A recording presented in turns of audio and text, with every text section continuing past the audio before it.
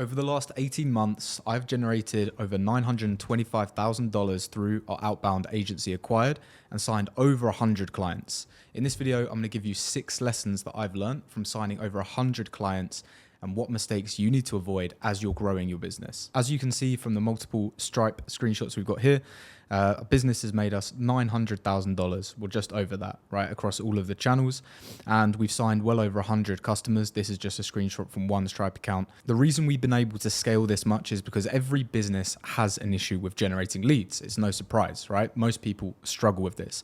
And we've been able to generate over 5,000 leads across ourselves and our clients over the last 18 months, which has allowed us, of course, to sign over 100 clients. Now, I want to break down for you the 6 most important factors that are going to contribute to your success running your agency that will allow you to sign clients at scale. This is everything that I've learned. Okay. The most important thing to start with is your offer. The offer is the core of absolutely everything. You need to have a good offer in order to actually scale. You don't need to have a great offer to sign a handful of clients because you can rely on your network, you can rely on referrals. But if you actually truly want to scale, you need to create an offer that is attractive to a cold audience. Okay. What this usually looks like is you need to have one of 3 types of offer. You need to help businesses either make money, or save time. If you don't do this, then you need to restructure your offer in a way that allows you to frame it like that.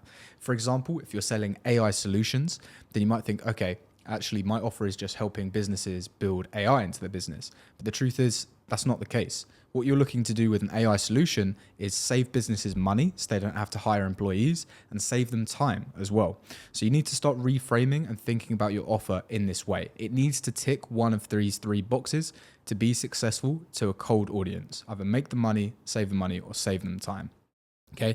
Now, in order to actually scale, you need to reach out to cold audiences. And what I mean by cold audiences is people that don't know you. It's very easy to grow a business, and a lot of successful business owners will do this, grow a business just based off their network and the referrals they get. But there's a limit to that. It's not repeatable and it's not scalable. If you actually want to scale your business, you need to reach out to people who have no idea who you are. Now, what you'll see is the warmth of the audience determines how strong you need to make the offer. With a very warm audience, people that already know you, that already like you, already trust you, your offer doesn't have to be anything crazy to sign clients because they already have that trust built up there. But if you're reaching out to cold audiences that don't actually already know who you are, you need to have a very strong offer to actually compel them.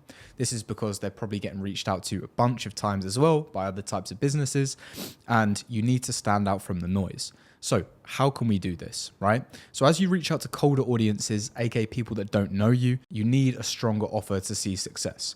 What this looks like is you need to be making bolder claims and bolder offers. This might scare you initially, and I understand why, because you need to put yourself on the line a bit. But if you're not doing this, your competitors are, and they're going to win the business. Sometimes you need to put yourself in an uncomfortable situation to see growth. So you need to make bolder headline claims to your business, explaining how you can help your customers achieve their dream outcome even better. If you simply play it safe with your headline and your offer, you're never really going to be able to grow your business substantially. The ones that grow quickly are the ones that put themselves out there with the biggest and boldest claims. Now, what will also contribute to your success here is adding more social proof. Of course, this will come with time, but case studies are going to be huge for you to leverage as you reach out to colder audiences, because you will notice the colder the audience or the less they know you, the more trust you're going to need to build up with them in the first place. Okay. And the best way to do this is to show them how you've helped someone similar to them achieve a result. So this will be under the bracket of social proof. So the more case studies you can build up, the better you're going to be able to sell your services to colder audiences and scale your business. Another thing is leaning on less risk and less input from the client. The easier you can make it for the client to say yes, and the easier you can make it on the client to actually go ahead with your service, the more success you're going to see. What this looks like could be performance-based guarantees. You can add those in, and it's going to make it substantially easier to close clients because they know you have skin in the game. What you also don't want to do is sell a solution where the client has to do a ton of work. So if the client has to do more input on their side for your service, they're less likely to say yes. For example, it's much easier to sell done-for-you solutions rather than a do-it-yourself or a done-with-you offer. That's why I always recommend, if you're selling a service, and you're doing it through cold outreach, it needs to be a done for you offer where you actually do everything for the client, you take on the workload yourself, and you take on the risk yourself. Otherwise, it's just not attractive. No one's going to find it a good offer getting reached out to and then realizing that they have to do all the work themselves. So you want to put less risk and less input from the client, meaning that you take on more risk and you take on more workload to fulfill for this client.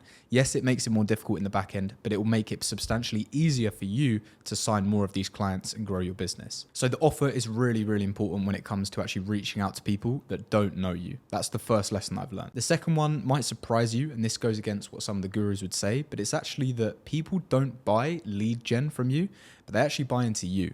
This is what I've noticed selling my service and probably taking over 500 sales calls, is that the clients that have actually stayed with me the longest, paid me the most amount of money, and been my best clients have actually built a personal relationship with myself, rather than just the transactional value that has come from me generating them leads. And this is what I think you should have a focus on if you're a founder and you're taking these sales calls.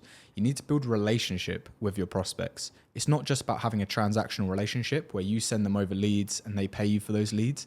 You need to actually integrate a level deeper. What I found is building a personal relationship with the prospect on a sales call makes it way, way easier to actually sign them as a client. At the end of the day, people buy from people. And if you're not presenting yourself and articulating yourself in the best way possible on your calls, you're simply missing out on business. And this is something I struggled with in the start. I used to be a bit colder on my sales calls and just try and go with a pure mathematical approach and show them numbers. And I still found that leads weren't really converting. It was only until I took a step back and actually just had more informal conversations with prospects on the phone and learned more about them when I actually started closing more deals. And I realized that actually the trust gets built up from building a relationship with the prospect, not just showing them the numbers, because it's easy to show them the numbers. Anyone can show them the numbers, and the numbers don't really mean anything until you've started working together. But what does mean something is if you can build a personal relationship and build trust with your prospect. What I've noticed is that it's really important to just be presentable, be sociable, and articulate yourself well on the call, because it shows competence and it will make it way easier to close deals at scale if you're able to do this. And if you have a salesperson, you need to make sure they're doing the same. For example, you don't want some 18 or 19-year-old remote closer sitting from the beach in Thailand. If you're speaking with C-suite executives in corporate America, you need to have the demographic match with the sales and the prospect.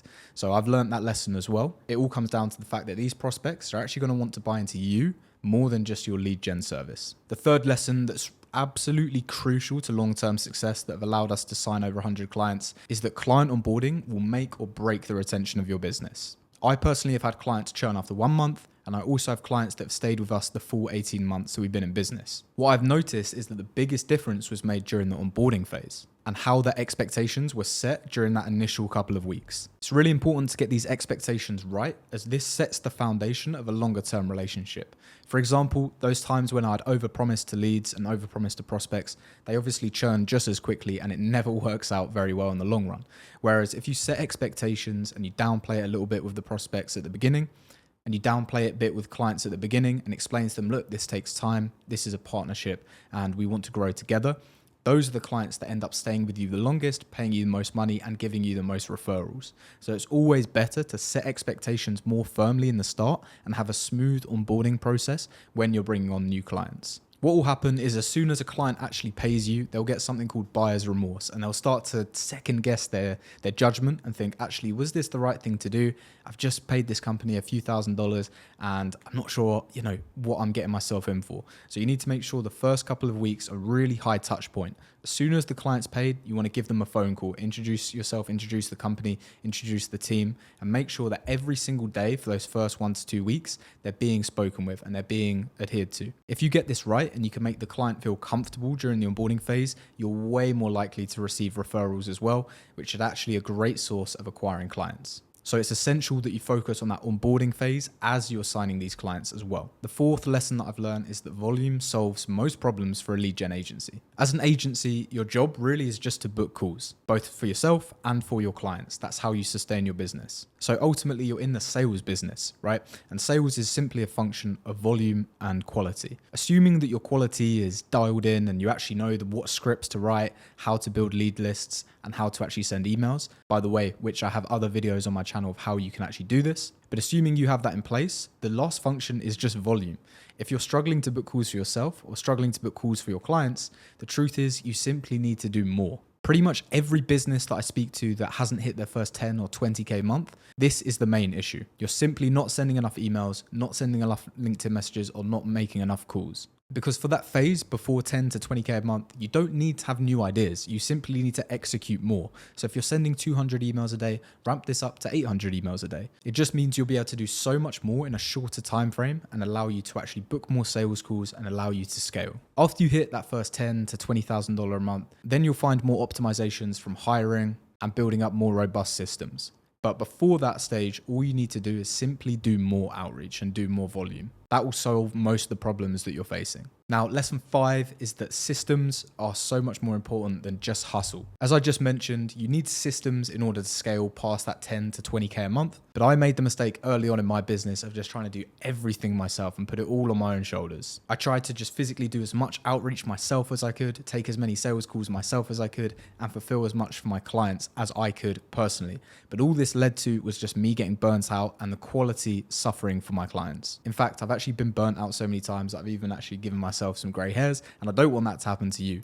So what you need to do is build systems. What you want to be looking at is creating automated data reporting using something like make.com. You want to have automated notification for clients. So as soon as you're actually getting leads through, you want clients to be notified instantly without you actually having to manually do this. And you want to be notified when campaigns need new leads and things like this. All of this can be done within make.com or NAN or even Zapier, one of these automation tools. It's really important to have these automations running in the background, because if you're doing this manually, you're simply going to miss it. Even if you're working 12 plus hours a day, like I was, there's still going to be little things that aren't on the top of your mind that you're going to miss out on. So it's worth putting in the time to create these automations so you don't cut any corners. And the 6th and final lesson that I've learned after signing 100 clients is that your brand is actually your unique advantage in the market. From these 100 or so clients that I signed within the first 18 months of my agency, probably around 20% were actually inbound through content. And these clients were way easier to close than the clients from outbound marketing.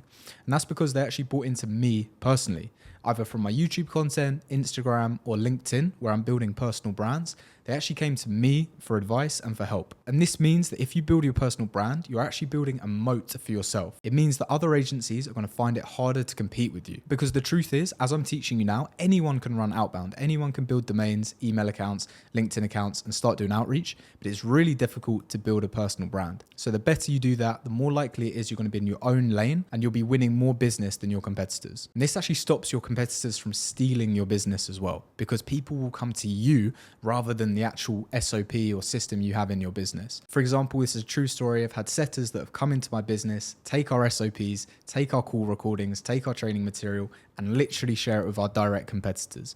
But the reason this didn't have a substantial impact on our business is because we built a brand for clients that come to us. And even though some of our competitors now have access to these SOPs and training material, it doesn't matter, because we have a better relationship built with our clients, and it means that they trust us more than our competition. So content marketing really should be a focus as you're growing this business. So the truth is, you don't need 10 offers, you don't need 100 automations, and you don't need to do anything crazy to sign 100 clients. You just need to follow those 6 lessons that I've gone through in this video. If you're looking to scale your agency and add an extra $10,000 a month worth of revenue, click the link below, schedule a call with myself, and explain exactly how we can do that with our new program. I hope this video has been valuable, and I'll see you on the next one.